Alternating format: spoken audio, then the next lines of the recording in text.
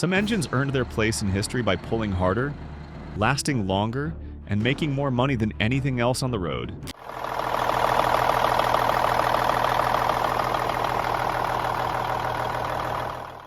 Others earned it for very different reasons. Today, we're ranking 20 vintage American diesel engines from worst to best, based on how they performed in over-the-road trucking. That means we're looking at power, torque, fuel economy, serviceability, and real-world uptime when these engines were used to haul freight. Many of these engines were fantastic in tractors, oil fields, and military vehicles. But in a long-haul rig, they either shined or fell flat. By the time we get to number 1, you'll see the kind of iron that made America's highways roar. And trust me, you probably won't guess which one takes the crown. International Harvester wanted a big-bore V8 diesel to compete with the heavy hitters.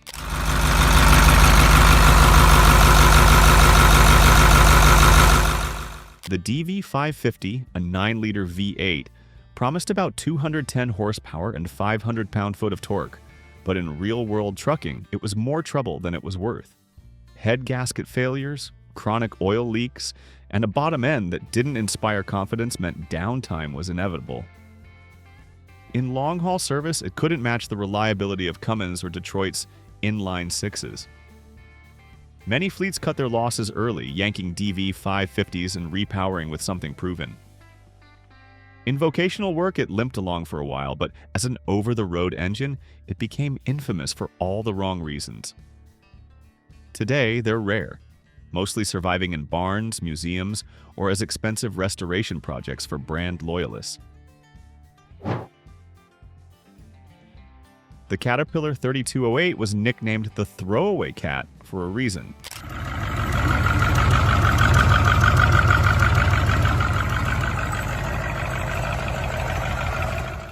At 10.4 liters, it had no cylinder liners. Once the bores wore out, the whole block was scrap. In medium-duty trucks and school buses, its 210 to 250 horsepower output was acceptable. But in big rigs, it was underpowered and thirsty.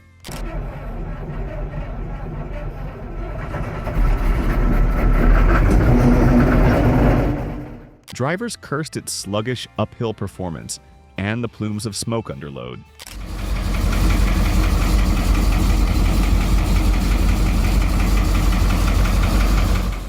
Some loved it for its simplicity, but it couldn't compete with sleeved, rebuildable diesels in terms of long-term value. By the 90s, fleets were phasing it out. In the right setting, it was fine. In heavy trucking, it was a fuel-guzzling compromise that aged badly. Even so, its distinctive clatter remains burned into the memories of many old-school drivers.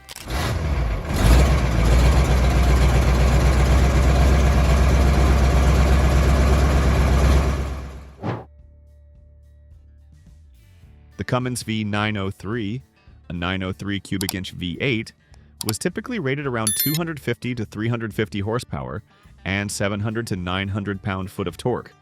Numbers that sounded impressive.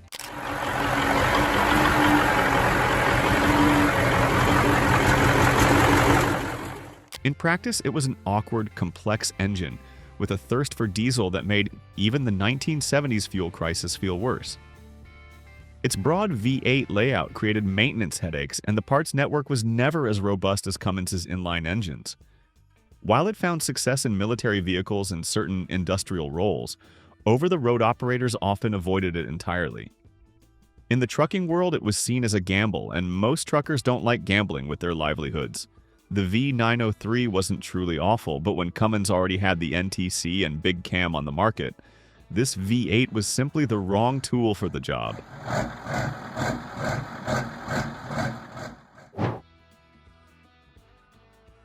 The GM 6.5-liter Detroit diesel worked well enough in pickup trucks, but when it showed up in medium-duty rigs, its weaknesses were exposed.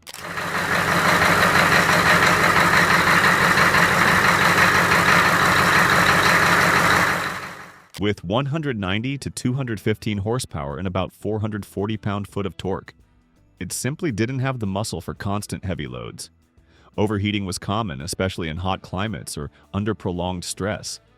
The electronic injection pump, a step toward modernization, proved to be a frequent failure point. In box trucks and small delivery rigs, it could survive if treated gently, but in any fleet where uptime was money, the 6.5-liter was a liability. Owners who pushed it hard often saw premature failures, leading many to swap in stronger alternatives.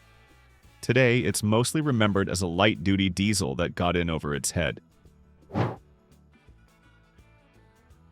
Cummins jumped on the V8 diesel trend with the V555, a 9.1-liter rated for about 185 to 210 horsepower.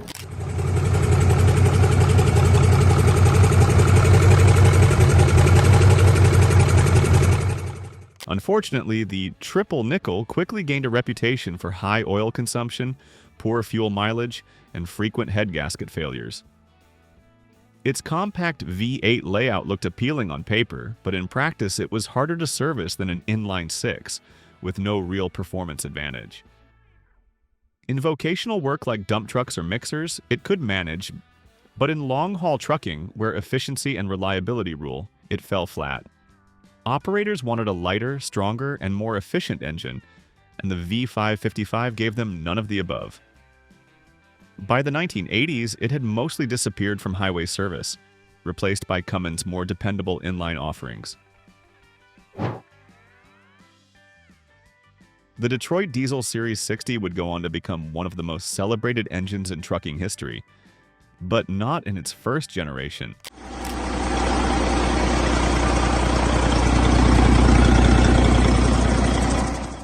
The DDEC-1, Detroit Diesel Electronic Control, was a bold leap into electronic engine management, and while it made a respectable 350 to 400 horsepower with 1,450 pound-foot of torque, the early electronics were glitchy. Fault codes would sideline trucks for minor sensor issues, and some drivers complained about sluggish throttle response compared to the mechanical diesels they were used to. Despite these hiccups, the platform's potential was obvious, and later versions ironed out the problems. But for fleets in the late 80s, the DDEC-1 was a gamble, and not everyone won. The END673 was one of Mack's most widely used inline 6 diesels, powering B models and R models through the golden era of American trucking.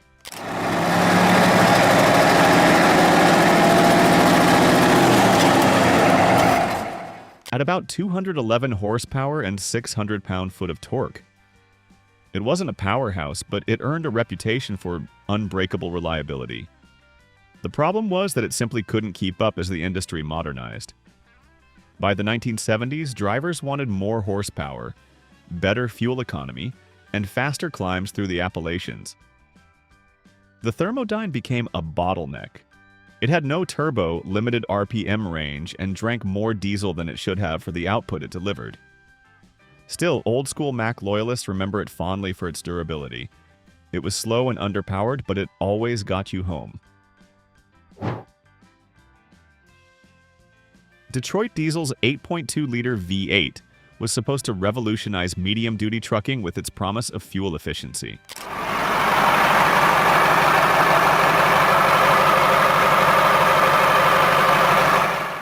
Nicknamed the Fuel Pincher, it delivered modest output, usually around 170 to 210 horsepower, and a reputation that fell somewhere between disappointing and disastrous. The block had sealing issues, weak crankshafts, and a tendency to develop oil leaks at every possible gasket. Mechanics cursed the packaging and fragility, especially compared to Detroit's beloved two-strokes.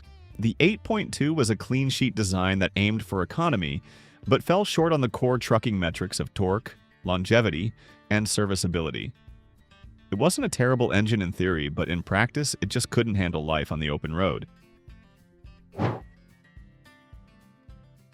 The early John Deere 4045s were agricultural workhorses, 4.5-liter inline fours that were designed for tractors and industrial use.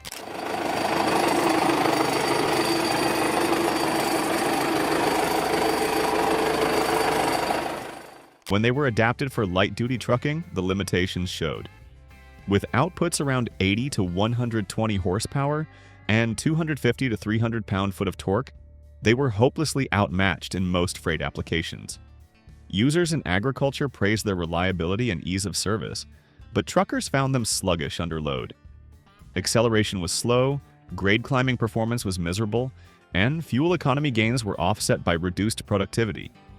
Later versions improved, especially with turbocharging and better tuning, but those early models are remembered mostly for making small trucks feel like they were dragging an anchor uphill. Waukesha's 6SRKR Turbo was a massive inline six built like a tank, and in many ways that was the problem.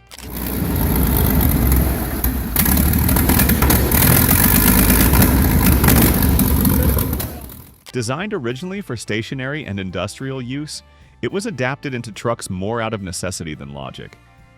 At over 1,000 pounds dry and with only 240 to 260 horsepower, it was heavy, thirsty, and slow. The turbo helped a bit, but the engine was never a match for more modern, lighter competitors. Still, in the oil fields and on mining sites, the Waukesha gained a cult following for its unkillable design and torque-rich delivery. Over the road, though, it was simply outdated by the 70s. A mechanical beast that belonged in a generator shed, not a long-haul rig. Originally developed for military and industrial use, the Hercules DFXe was a straight-six powerhouse that earned respect for its low-end torque and sheer simplicity.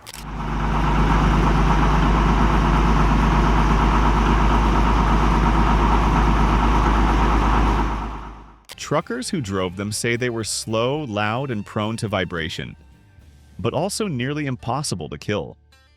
With basic maintenance, these engines could last forever, and in some logging and construction fleets, they did. That said, the DFXe was hopelessly behind the curve by the 1960s.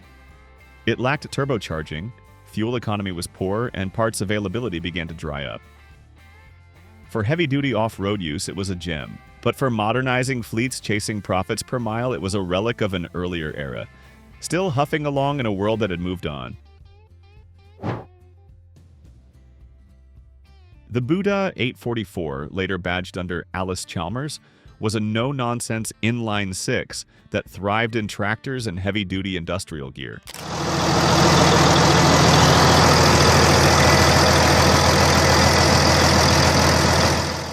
Rated around 125 to 150 horsepower, it wasn't breaking any land speed records, but it made torque where it counted and just kept running. Its design was simple, with mechanical fuel injection and no turbo, which meant repairs were easy even in the middle of nowhere. But in the world of over-the-road trucking, crude but reliable only got you so far. It smoked heavily under load, lacked refinement, and was inefficient compared to emerging competitors. It was a great engine for a dozer or farm truck, but on the highway it felt like a dinosaur, reliable but outclassed. This big-bore straight-six diesel found its home in White and Oliver tractors, as well as some heavy trucks of the time.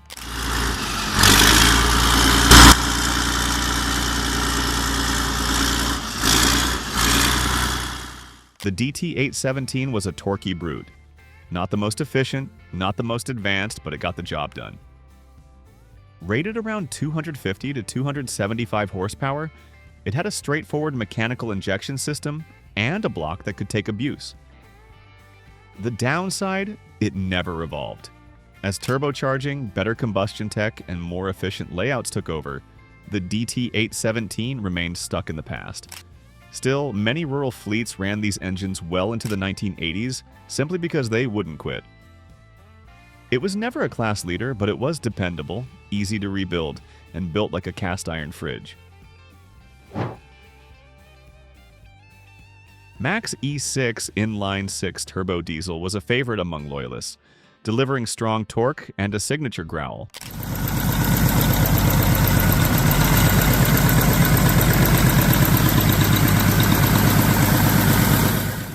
Depending on spec, it made anywhere from 250 to 350 horsepower, with torque ratings that could climb past 1,200 pound-foot. It was a true over-the-road engine, known for its balance between power and serviceability. But it wasn't perfect. Early E6 turbos were known to suffer from cooling issues and head gasket failures, particularly in high-load situations or poorly maintained setups. Still, once Mack addressed those issues, the E6 became a cornerstone of their engine lineup. It might not have been the absolute best in every category, but it was consistent, repairable, and earned respect the hard way, mile after mile. Before turbochargers became the norm, the Cummins NHC 250 was king of the naturally aspirated diesel hill.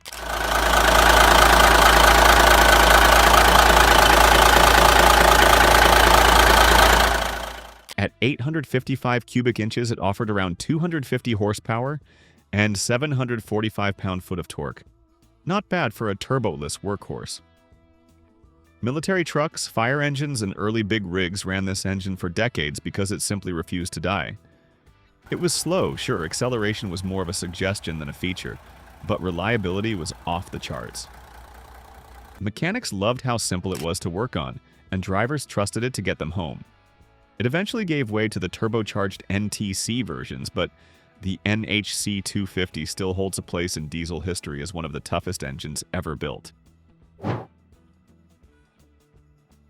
If the sound of a Caterpillar 1693 doesn't give you chills, you've never heard one spool up under load.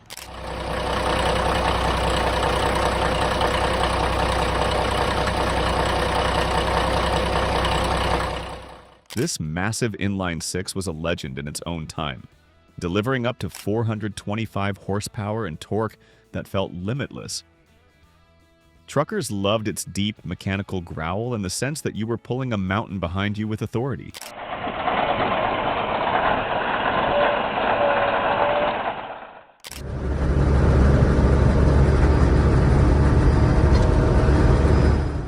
But that power came at a cost, literally. The 1693 was heavy, thirsty, and punishing on drivetrains if not spec'd properly. Maintenance wasn't for the faint of heart either. It had a reputation for complexity and required a skilled wrench. But when treated right, it rewarded you with performance and durability that very few engines could match.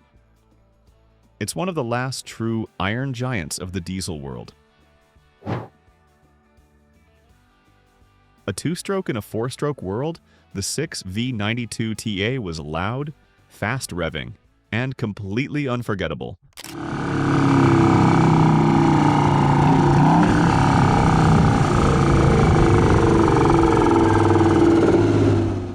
With outputs ranging from 250 to 350 horsepower, this V6 was compact, lightweight, and loved by fleet operators who needed high power in a small footprint. The turbocharged and aftercooled versions brought serious torque to the table, but at a price. Fuel economy wasn't great. It drank diesel like a sailor on shore leave, and while the noise was music to some ears, it was a nuisance to others.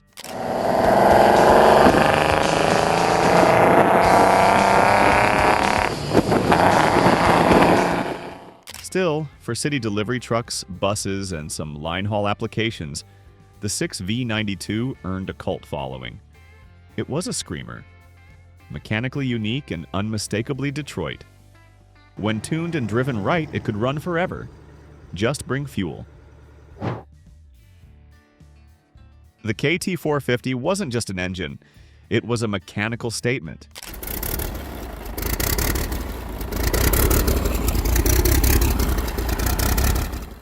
At 14 liters and 450 horsepower, it delivered mountain-flattening torque and a deep, earth-shaking rumble that made other trucks feel like toys. This was the engine you spec'd when you were pulling big loads through big country, like especially out west. But with great power came great weight. The KT450 was enormous, and it had a well-earned reputation for overloading front axles and chewing through fuel. Still, for the right operator, it was perfect. Tough, durable, and surprisingly smooth for its size, it proved that Cummins knew how to build engines for the real heavy haulers. It wasn't efficient, but it sure was unforgettable. If diesel engines had a Hall of Fame, the N14 would be a first ballot inductee.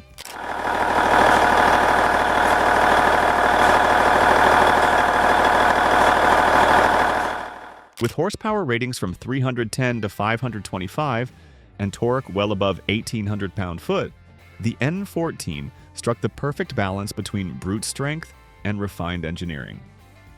It was based on the rock-solid 855 platform, but featured electronic controls that improved fuel economy and diagnostics without sacrificing reliability. Fleets ran these for over 1 million miles, and parts were everywhere. Whether you were an owner-operator or part of a nationwide carrier, the N14 was the workhorse that made you money trip after trip. Legendary doesn't even begin to cover it. This was the engine that made Cummins a household name in heavy-duty trucking. There's loud, and then there's 12 V71 loud.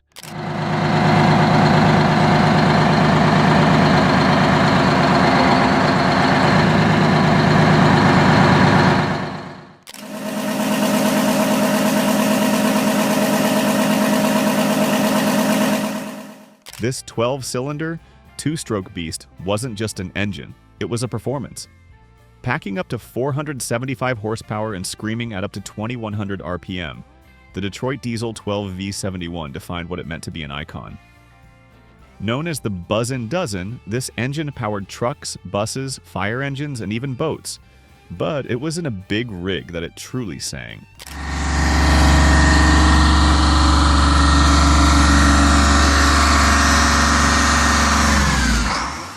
With twin blowers and the signature high-pitched wail, the 12V71 didn't just move freight, it turned heads. Yes, it guzzled fuel. Yes, it demanded a skilled driver and regular maintenance. But when it was running right, nothing could touch it. This was more than an engine, it was diesel royalty. A mechanical symphony that earned its throne at the top of the list.